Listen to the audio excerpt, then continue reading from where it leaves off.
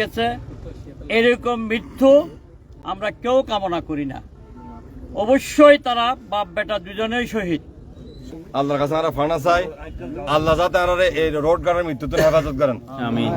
এমন কথা ছিল না আজকে বাপ বেটা দুজনের জানাজা পড়ব। এই রাস্তার ডিভাইডারের আবেদন আদায় করিবেন আর অনুরোধ রাখেন ইনশাআল্লাহ। সবাই অত্যন্ত মর্মাহত, যেহেতু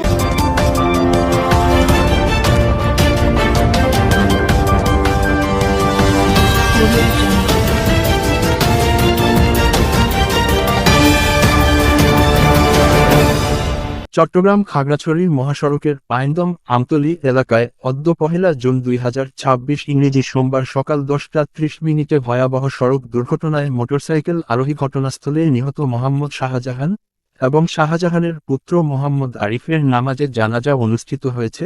উক্ত জানাজায় উপস্থিত ছিলেন চট্টগ্রাম 2 ফটিকছড়ি আসনের নবনির্বাচিত জাতীয় সংসদ সদস্য জনাব সরোয়ার আলমগীর, পাইন্দম ইউনিয়ন পরিষদের সফল চেয়ারম্যান জনাব এ.কে.এম. সরোয়ার হোসেন স্বপন সহ বিভিন্ন রাজনৈতিক দলের ব্যক্তিবর্গ, দূর দূরান্ত থেকে আগত অসংখ্য মুসলিম জনসাধারণ বৃন্দ। আসসালামু আলাইকুম ওয়া রাহমাতুল্লাহি ওয়া বারাকাতুহু। আসলে বক্তব্য দিবের কোনো ভাষা নাই।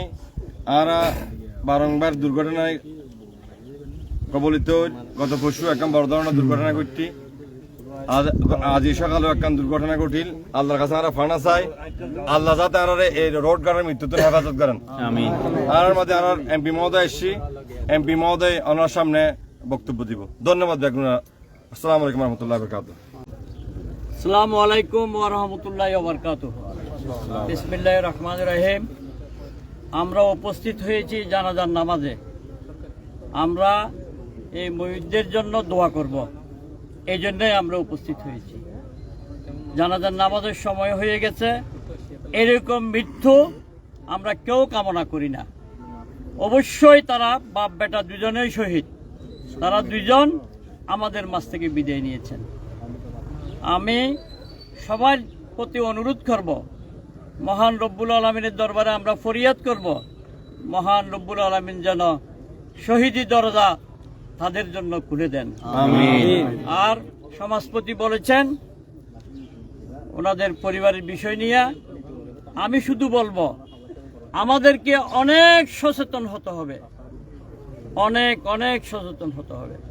এই রাস্তাটা যে অবস্থা, আমরা যারা গাড়ি চালাই, আবার গাড়িতে উঠার জন্য আবার তরুণ ভাইরা যে মোটরসাইকেল চালাই, কোন সময় কোন গাড়ি কিভাবে হয়, এইরকম কান্না যেন আমাদের চোখের সামনে আর না আসে।